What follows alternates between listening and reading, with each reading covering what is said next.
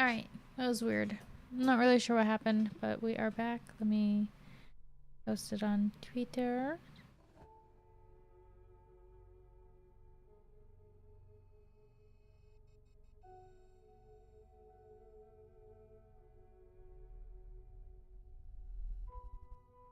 Okay. Alright. So we were in the middle of chapter 15. Thank you. Alright, I don't really remember what spot we were at. We've got about 40 more minutes, and then I'm gonna go to bed. So let's do this. Alright. Okay. Then he fumbled in his bag and, taking out a matchbox and a piece of candle, proceeded to make a light. The tomb in the daytime, and when wreathed with fresh flowers, had looked grim and gruesome enough, but now some days afterward, when the flowers hung lank and dead, with their whites turning to rust and their greens to browns, when the spider and the beetle had resumed their accustomed dominance, when time-discolored stone and dust-encrusted mortar and rusty dank iron and tarnished brass and clouded silver plating gave back the feeble glimmer of a candle, the effect was more miserable and sordid than could have been imagined.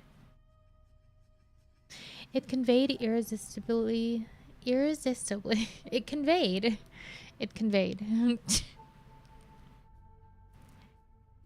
It conveyed irresistibly the idea that life, animal life, was not the only thing which could pass away.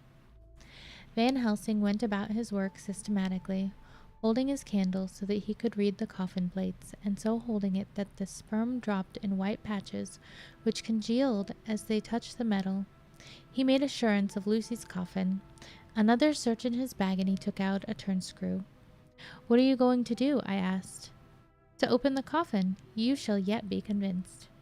Straightway he began taking out the screws and finally lifted off the lid, showing the casing of lead beneath. The sight was almost too much for me. It seemed to be as much an affront to the dead as it would have been to have stripped off her clothing in her sleep whilst living. I actually took hold of his hand to stop him. He only said, "You shall see," and again, fumbling in his bag, took out a tiny fret saw.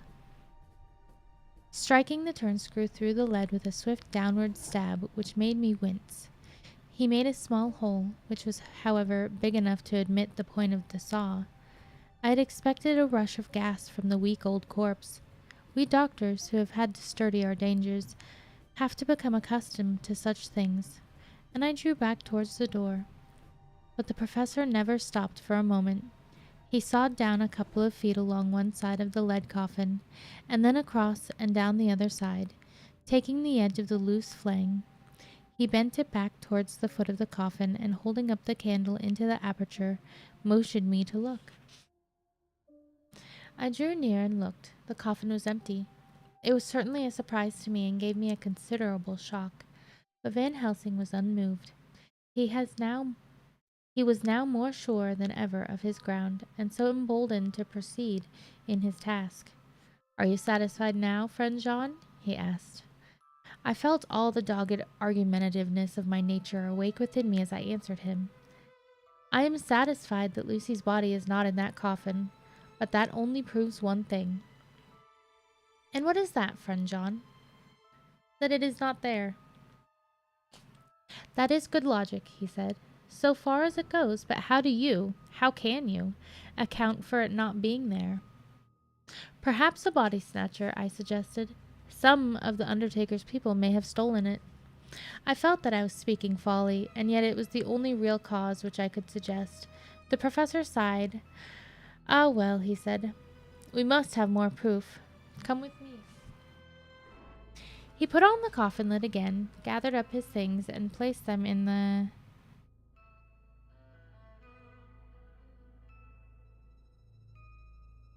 Hang on, sorry. Okay. I lost my spot. I'm so sorry. Okay. He put out the coffin lid again, gathered up all his things, and placed them in the bag, blew out the light, and placed the candle also in the bag. We opened the door and went out. Behind us, he closed the door and locked it. He handed me the key, saying, "Will you keep it? You had better be assured." I laughed. It was not a very cheerful laugh, I am bound to say. As I motioned him to keep it, "A key is nothing," I said. "There may be duplicates, and anyhow, it is not difficult to pick a lock of that kind." He said nothing, but put the key in his pocket. Then he told me to watch at one side of the churchyard whilst he could watch at the other. I took up my place behind a yew tree, and I saw his dark figure move until the intervening headstones and trees hid it from my sight. It was a lonely vigil. Just after I had taken my place, I heard a distant clock strike 12, and in time came 1 and 2. I was chilled and unnerved and angry with the professor for taking me on such an errand, and with myself for coming. I was too cold and too sleepy to be keenly observant, and not sleepy enough to betray my trust, so altogether I had a dreary, miserable time. Oops. Oops, what?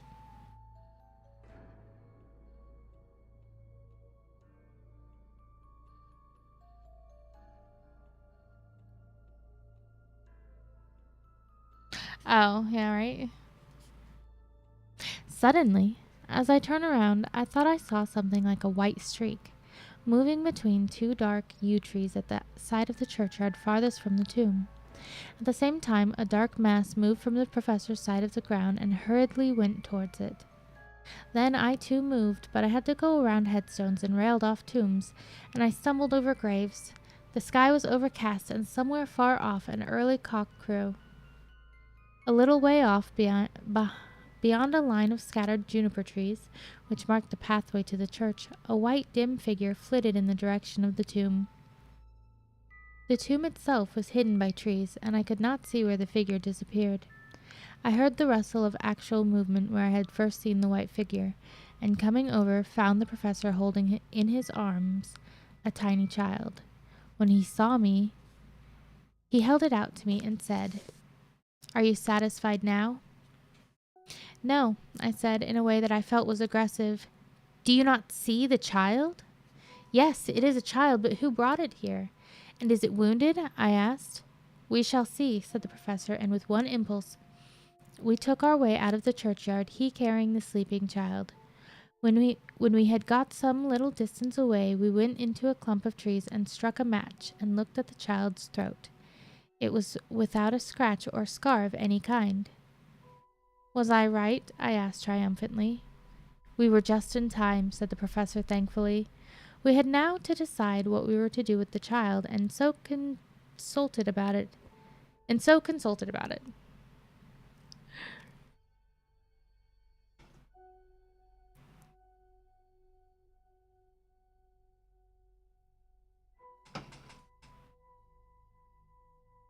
Okay.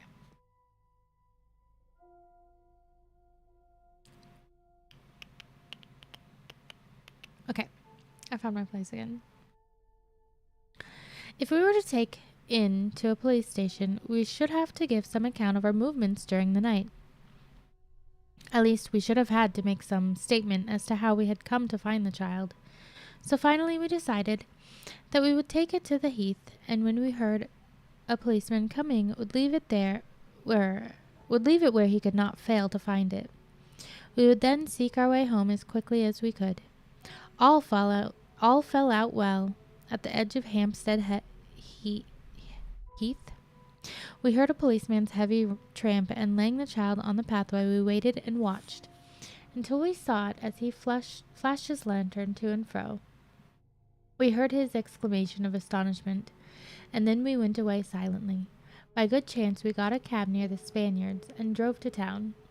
I cannot sleep, so I make this entry, but I must try to get a few hours' sleep, as Van Helsing is to call for me at noon. He insists that I shall go with him on another expedition. September 27. It was 2 o'clock before we found a suitable opportunity for our attempt. The funeral held at noon was all completed, and the last stragglers of the mourners had taken themselves lazily away, when looking carefully from behind a clump of alder trees, We saw the sexton lock the gate after him. We knew then that we were safe till morning, did we desire it. But the professor told me that we should not want more than an hour at most. Again, I felt that horrid sense of the reality of things, in which any effort of imagination seemed out of place, and I realized distinctly the perils of the law which we were incurring in our unhallowed work. Besides, I felt it was all so useless, outrageous as it was, to open a leaden coffin to see if a woman dead nearly a week were really dead. It now seemed the height of folly to open the tomb again, when we knew, from the evidence of our own eyesight, that the coffin was empty. I shrugged my shoulders, however, and rested silent, for Van Helsing had a way of going on his own road, no matter who remonstrated. He took the key, opened the vault, and again, courteously, courteous.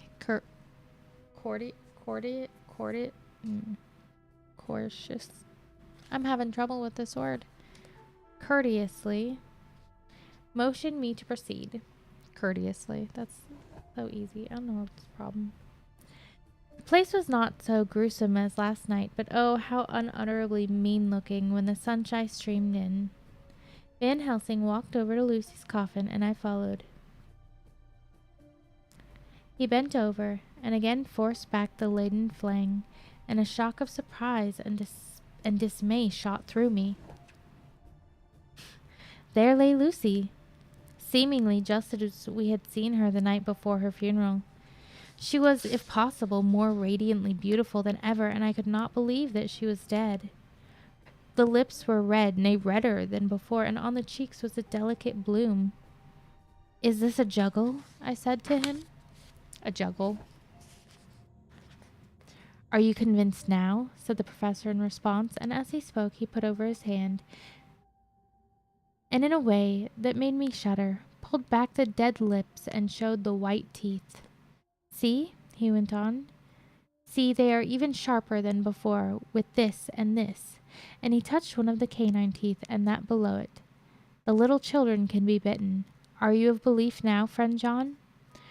Once more argumentative.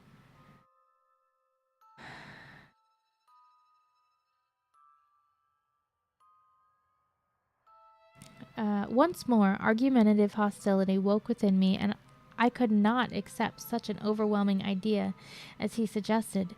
So, with an attempt to argue of which I was even at the moment ashamed, I said, "She may have been placed here since last night." "Indeed? That is so, and by whom?" "I do not know. Someone has done it. And yet she has been dead 1 week. Most peoples in that time would not look so." I had no answer for this, so was silent. Van Helsing did not seem to notice my silence at any rate.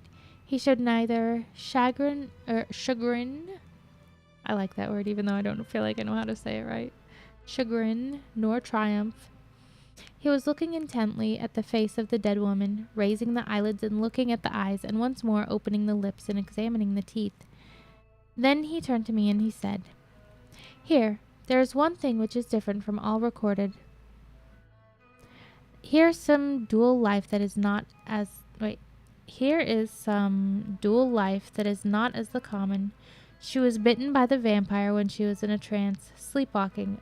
Oh, you start. You do not know that, friend John, but you shall know it all later. And in trance could be best come to take more blood. In trance she died, and in trance she is undead too.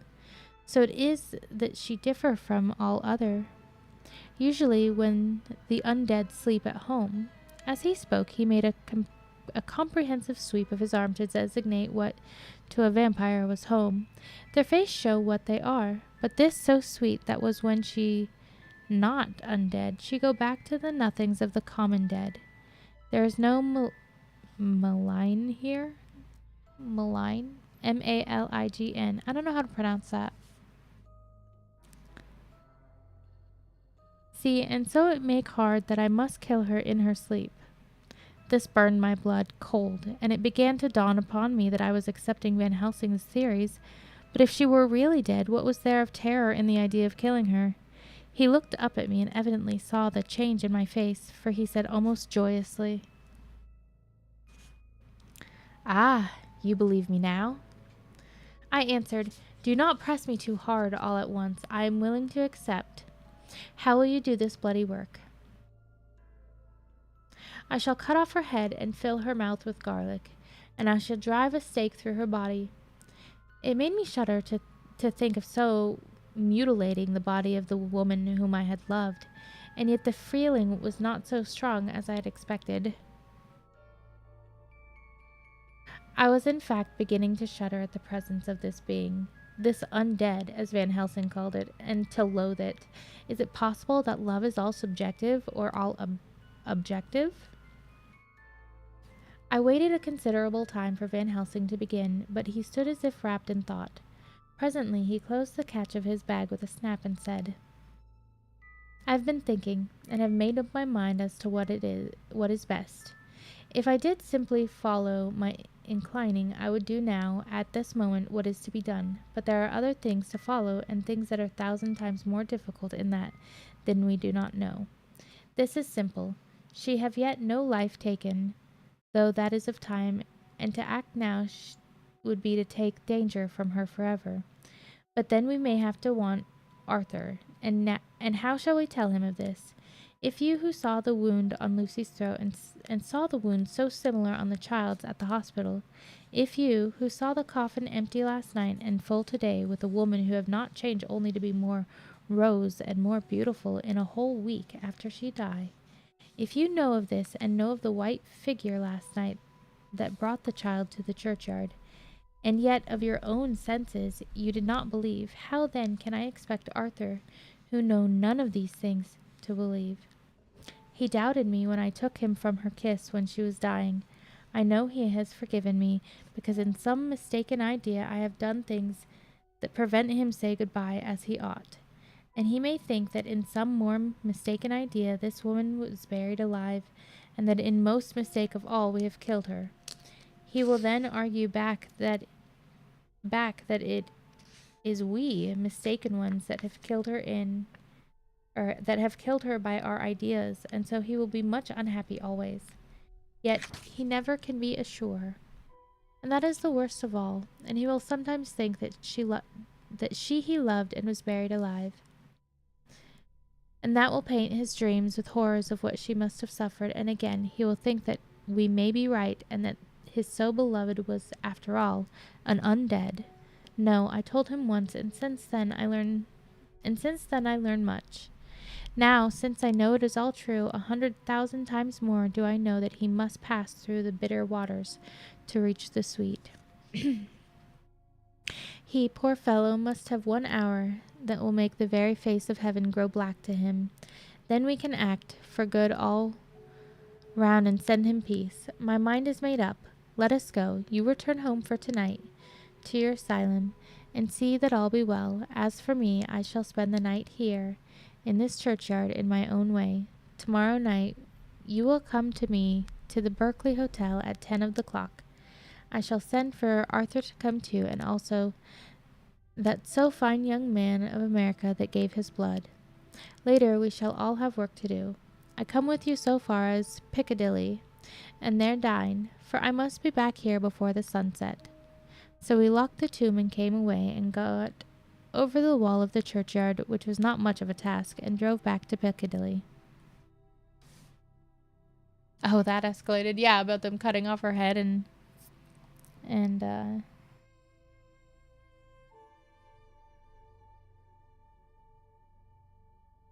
shoving garlic in her mouth and a stake through her body. They didn't say a stake through her chest though, so who knows?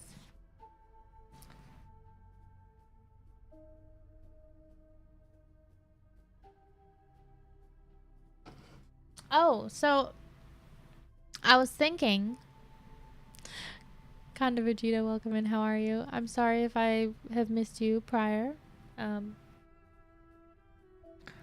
So I was thinking after I finish the book, maybe we can do a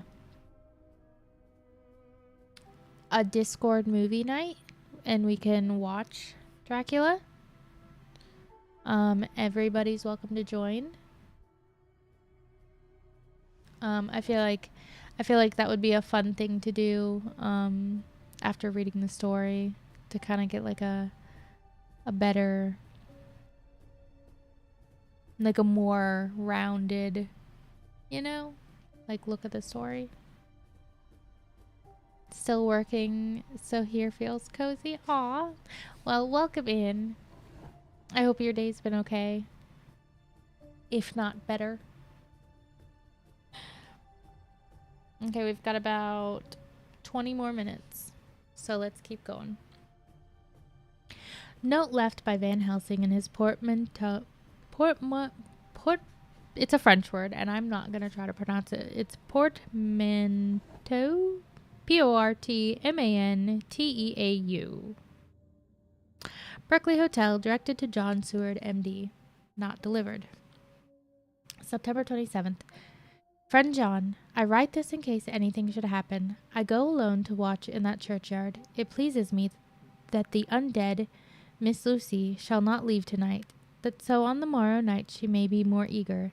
Therefore I shall fix some things she like not, garlic and a crucifix, and so seal up the door of the tomb. She is young as undead, and will heed. Moreover, these are only to prevent her coming out. They may not prevail on her wanting to get in. For then the undead is desperate, and must find the line of least resistance, whatsoever it may be. I shall be at hand all the night, from sunset till after the sunrise, and if there be aught that may be learned, I shall learn it, from Miss Lucy or from her. I have no fear, but that other to whom is there, that she is undead, he have now the power to seek her tomb and find shelter. He is cunning, as I know from Mr. Jonathan, and from the way that all along he have fooled us when he played with us for Miss Lucy's life, and we lost, and in many ways the undead are strong. He have always the strength in his hand of 20 men, even we 4 who have gave our strength to Miss Lucy. It also is all to him. Besides, he can summon his wolf, and I know not what. So if it be that he came thither on this night, he shall find me, but none other shall, until it be too late. But it may be that he will not attempt the place. There is no reason why he should. His hunting ground is more full of game than the churchyard where the undead woman sleeps, and one old man watch. Portmanteau. Oh. Therefore I write this in case. Take the papers that are with this, the diaries of Harker and the rest, and read them, and then find this great undead, and cut off his head, and burn his heart, or drive a stake through it, so that the world may rest from him. If it be so, farewell. Van Helsing. Oof. Okay. Portmanteau. A large trunk or suitcase typically made of stiff leather and opening into 2 equal parts. Dr. Seward's Diary. September 28th. It is wonderful what a good night's sleep will do for one. Yesterday I was almost willing to accept Van Helsing's monstrous ideas, but now they seem to start out lurid before me as outrages on common sense. I have no doubt that he believes it all. I wonder if his mind can have become in any way unhinged. Surely there must be some rational explanation of all these mysterious things. Is it possible that the professor can have done it himself? He is so abnormally clever that if he went off his head, he would carry out his intent with regard to some fixed idea in a wonderful way. I am loath to think it, and indeed, it would be almost as great a marvel as the other to find that Van Helsing was mad, but anyhow, I shall watch him carefully. I may get some light on the mystery. The morning of September 29th. Last night, at a little before 10 o'clock, Arthur and Quincy came into Van Helsing's room. He told us all what he wanted us to do, but especially addressing himself to Arthur. As if all our wills were centered in his, he began by saying that he hoped we would all come with him too. For, he said, there is a grave duty to be done there. You were doubtless surprised at my letter. This query was directly addressed to Lord Godalming. What a last name. I was. It rather upset me for a bit. There has been so much trouble around my house of late that I could do without any more. I have been curious, too, as to what you mean. Quincy and I talked it over, but the more we talked, the more puzzled we got, till now I can say for myself that I am about up a tree as to any meaning about anything. Me too, said Quincy Morris laconically. Oh, said the professor, then you're near the beginning, both of you, than friend John here, who has to go a long way back before he can even get so far as to begin. It was evident that he recognized my return to my old doubting frame of mind without my saying a word. Then turning to the other two, he said with intense gravity, I want your permission to do what I think good this night. It is, I know, much to ask, and when you know what it is, I propose to do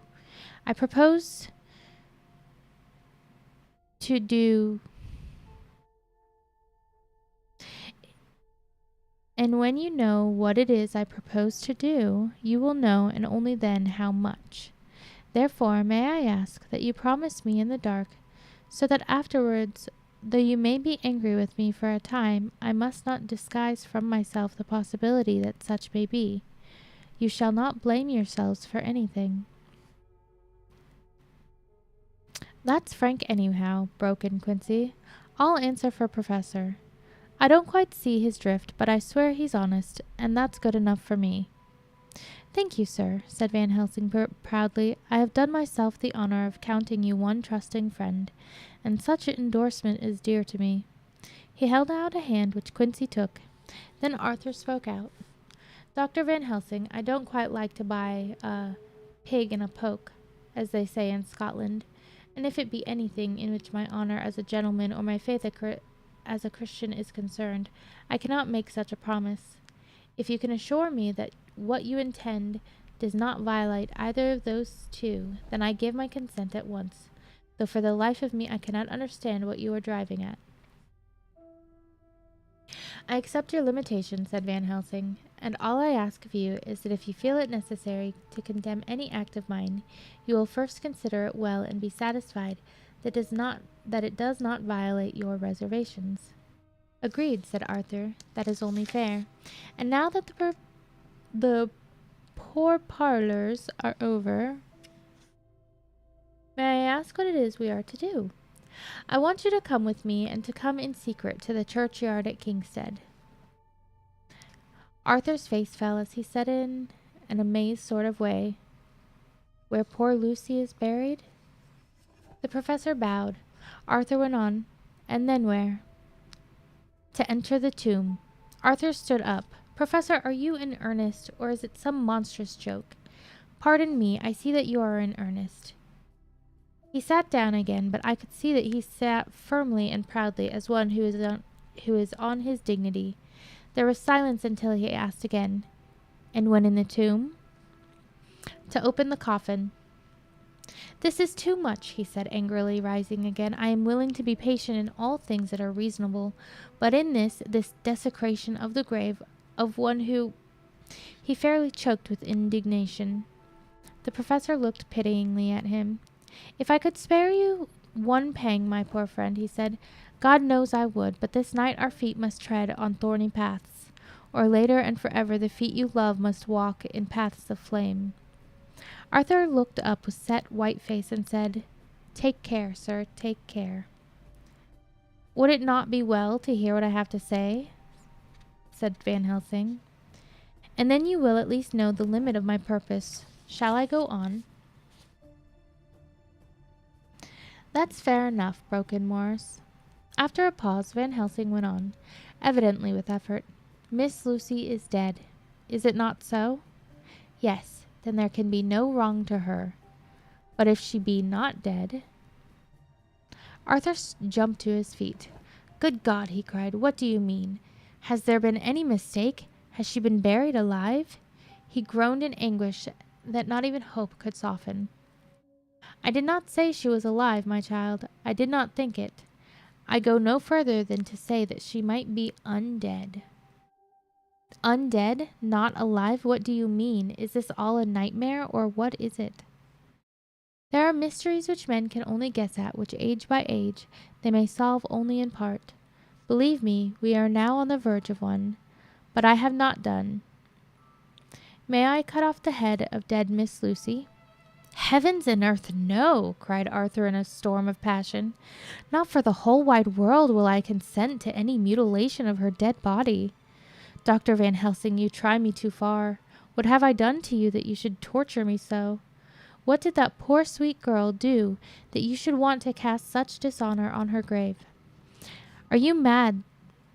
Are you mad that speech such things, or am I mad that listen to them?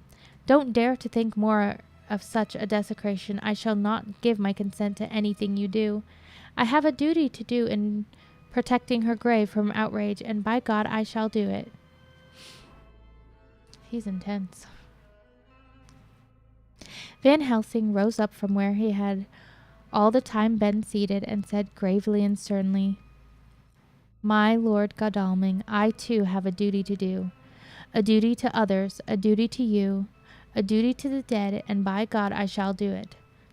All I ask you now is that you come with me, that you look and listen, and if when later I make the same request you do not be more eager for its fulfillment than even I am, then I shall do my duty, whatever it may seem to me, and then to follow your lordship's wishes I shall hold myself at your disposal to render on account to you, when and where you will. His voice broke a little, and he went on with an accent full of pity. But I beseech you, do not go forth in anger with me in a long life of acts which were often not pleasant to do, and which sometimes did wring my heart. I have never had so heavy a task of now. Believe me, that if the time comes for you to change your mind towards me, one look from you will wipe away all this so sad hour. For I would do what a man can to save you from sorrow. Just think, for why should I give myself so much labor of and so much sorrow? I have come here from my own land to do what I can of good. At the first to please my friend John, and then to help a sweet young lady whom, too, I came to love. For her I am ashamed to say so much, but I say it in kindness. I gave what you gave, the blood of my veins. I gave it, I, who was not like you, her lover, but only her physician and her friend. I gave to her my nights and days, before death, after death, and if my death can do her good even now, when she is the dead undead, she shall have it freely. He said this with a very grave, sweet pride, and Arthur was much affected by it. He took the old man's hand and said in a broken voice, Oh, it is hard to think of it. I cannot understand, but at least I will go with you and wait. And that's the end of chapter 15.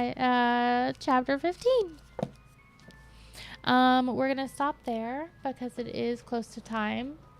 I am gonna try and go get the kitty cat to show you guys. Hopefully he's cooperative. So if you will just be one moment, I will be back.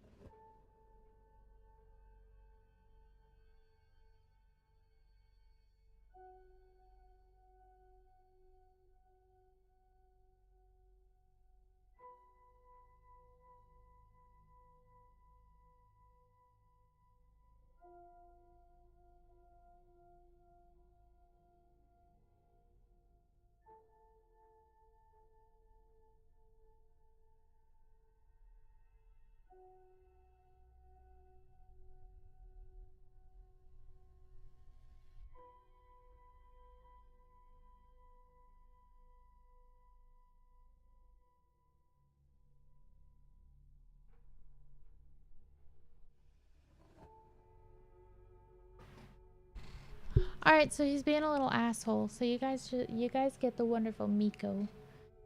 Even though she's my sweetie. Look at her. She's mad though. You can see it in her eyes. Look at her ears. Miko. Oh. She is so mad right now. I think it's good for her though. She needs a friend.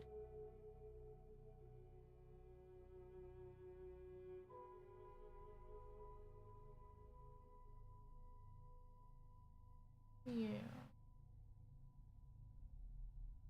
You can see she's a little stressed out though.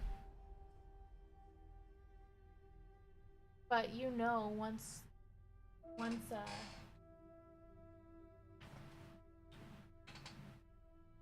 like they both fall asleep, they're gonna be sleeping all day. Cause like they're gonna be spending all night just like being jerks to each other. So we are going to end the stream here. I'm not sure when I'll be streaming next. I'm not really putting a schedule out this week, I guess. I'm just gonna stream whenever I want to. Whether it be... no. Chris Kerr, she is a Siberian forest cat. She is 2 years old. She's got like 3 more years until she's like fully grown. But I do have a picture of the cat that I have that's upsetting my Miko, of course.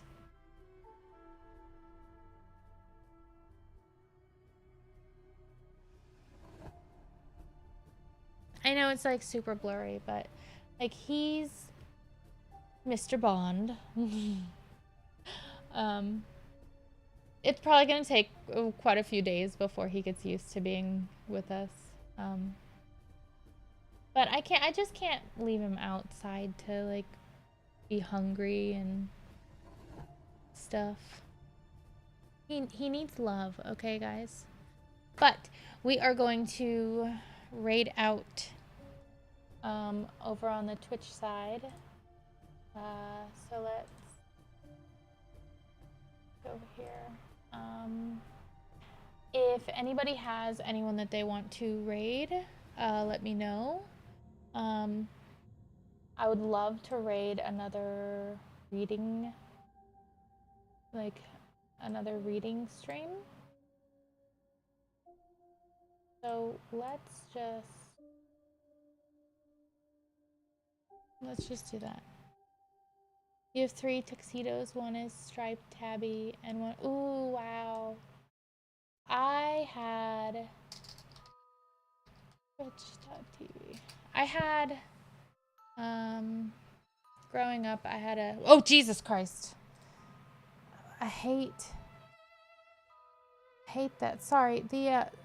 I don't want to watch this stupid stream. Like, you ever... I went onto Twitch, and as soon as, like, the webpage popped up, it was this loud video, and it just startled me, and I hated it, and never again. Mute site.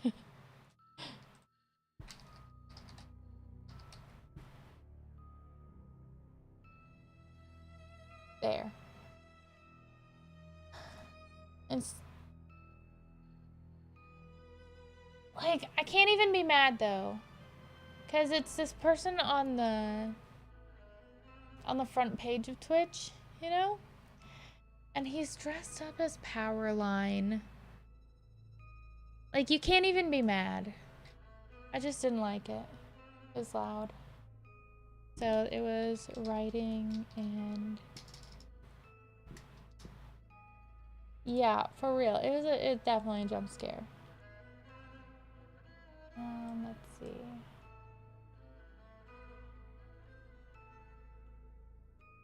Let's see. I want to see. Ooh, sorry.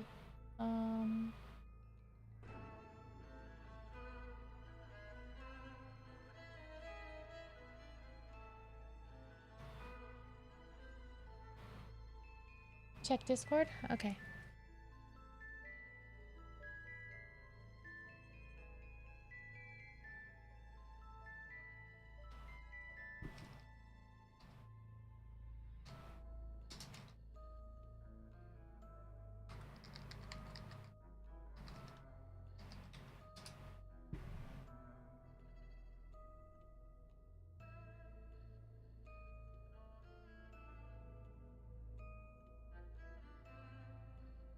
Hang on, I'm checking on a stream, a reading stream. They do have pre-roll ads on. So, just if you will, please stick around through them and say hello.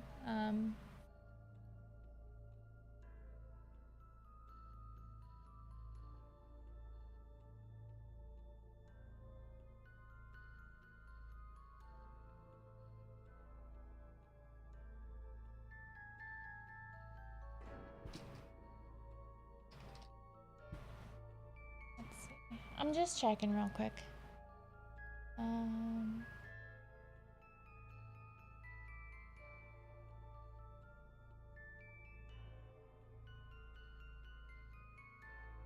Okay. So, alright, I just want to make sure she's not. Alright.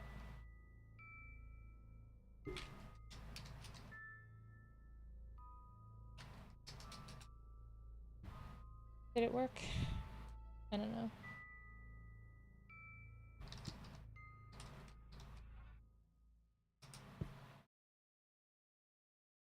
I'll know now. I'll do it here.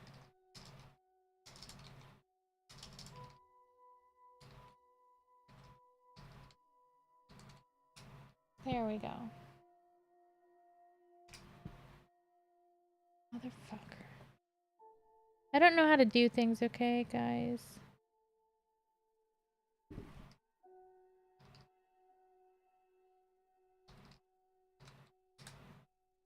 Haha, it worked. Alright.